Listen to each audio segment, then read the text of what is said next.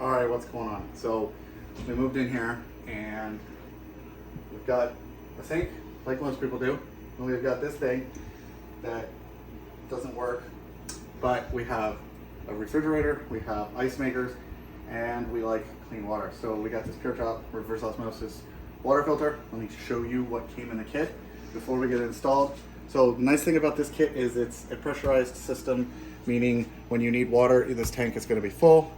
Okay, so you have these 3 stages plus 2 more, right? So it's going to be a 5-stage system.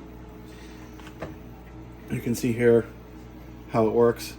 You've got a stage 1, stage 2, that's active carbon, that's a pre-filter, right? Then another one, then you have your RO, okay?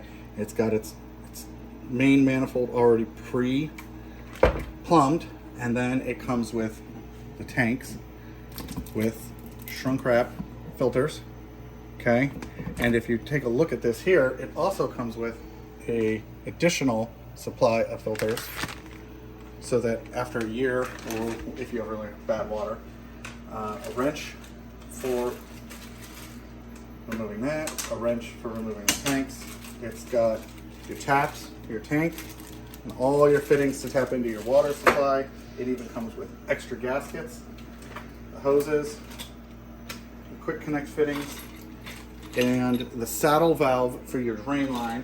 And then what we're gonna end up using is this one that works, which is going to be our sink tap. And then because it has a T, we're going to tee it off and we'll have fresh reverse osmosis water in our ice maker and our refrigerator. So I'm going to go ahead, get underside of my sink cleaned out and get the unit installed, and then we'll get some water coming out of here. All right, so directions, helpful, very detailed, go into what everything is, where O-rings are supposed to be, and they even go over what you need. So a good example is if you didn't have spare ones, they tell you what you need to buy, but it does come with spare ones.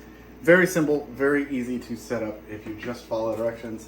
Make sure you put your quick clips on, and now you can see I've got a different looking one, and look at that stream. That's one of the benefits of having the pressure tank, is that when you're not using it, it's building up pressure, filling up that tank. And now I have nice, clean, good tasting drinking water.